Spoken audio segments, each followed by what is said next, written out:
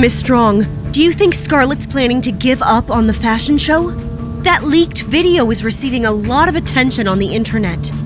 Even though Scarlett was still missing after the video leak, Brenda was in her hotel room working on the dress for her. The rumor is that the video was made by Scarlett's ex-boyfriend, and he's probably the one who leaked it. But what bothers me the most is who told him to do it. Are you saying someone planned this? Whoever's behind this is probably targeting me.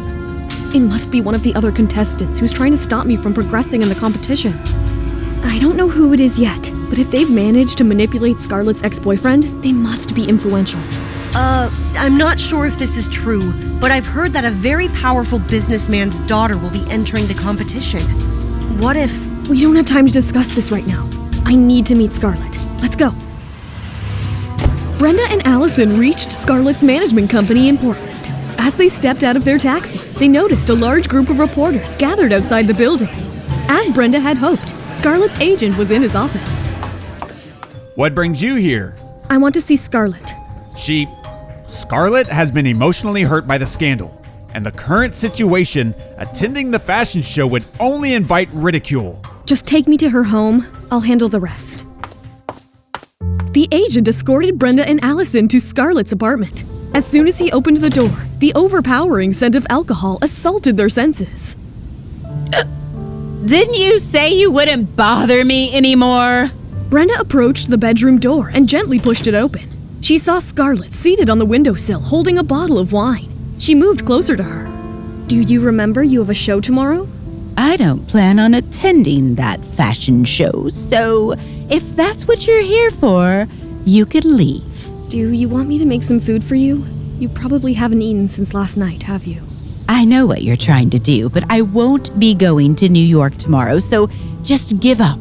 Well, I've already completed the dress. I've brought it with me. Don't you want to take a look? No, I don't want to. I'm sure what you've created won't make me want to go to the show. Since I've worked so hard, why don't you take a look at it? Fine. Since you're begging me like that, I'll take a look, but I'm not happy about it. When Scarlett caught sight of the dress, she straightened up and a spark of interest flashed through her eyes. It seems our tastes are aligned just this once. Would you please try it on? All right. Help me put it on. Scarlett quickly donned the dress and raised her head proudly at Brenda. You look stunning. As I said before, I won't participate in that show. Why should you punish yourself for the mistakes of others? The one who should feel ashamed is the person who leaked the video. By the way, do you have any idea who it could be? Even if I did, what makes you think I'll tell you? All right, that's fair. But if you run and hide because of this, you'll only be doing what those nasty people want. Yes, that makes sense. You're right. I won't let those awful people get their way. You can trust me. I'll make sure you shine on the world stage. Oh my God! Did you get stabbed, Martin? Jenny was on her way to see Brenda when she bumped into Martin and noticed his blood-soaked white shirt. He was accompanied by 2 of his men. Aren't you avoiding me anymore? I have a full life, working during the day and enjoying myself at night, so I don't have time to think about you. Enjoying yourself at night? What kind of things do you get up to? What are you still standing here for? You're injured. Hurry up and go to the hospital. Are you concerned about me? Martin's body swayed, and then he suddenly toppled forward. Jenny instinctively reached out to support him. Are you all right? It hurts. I think I'm going to die soon. But I don't want to. I'm too young. Why aren't you two coming over to help? Get him to the hospital. Jenny managed to get Martin into the car. She wanted to say her goodbyes and leave, but he grabbed her hand. Aren't you going to come with me? I want to see Brenda. Just let your bodyguards go with you. Really? You won't come? All right, fine. I'll come. And that's only because I'm a good person. Also, you haven't told me. What do you spend your nights doing? Playing games? Watching TV? Drinking? Going to parties? Shut up. Yes, Miss Lynn. I'm busy. Is it something important? Sir, Silas has disappeared. Cameron froze. The news struck Cameron like a thunderbolt, and he jolted out of his chair. What do you mean? What happened? It's all my fault.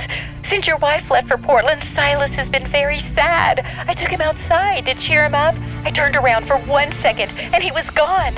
I'm so sorry, sir. Take Albert and start looking around the neighborhood. I'll send someone over. Get over here, Luca. Somebody's dared to kidnap Silas. Who would try something so foolish? We'll check the security footage. Sir, do you want to let your wife know about this? Don't tell her just yet. Cameron brought up the feed from his house's security cameras onto his computer screen, and they all gathered around to watch the playback. Harry immediately recognized the person. It's her. It's Brennan. There's more. Look, she has someone helping her. Record the license plate number, Luca. Back at the hospital, Jenny was scrolling through her phone while Martin stared at her without her knowledge. Just then, 2 bodyguards barged in. Sir, Brennan has escaped from the police station. What? How could that woman slip away when everything is falling apart for her? As the drama of Silas's disappearance unfolded in Los Angeles, Brenda was getting on a flight to New York. She thought of calling Cameron.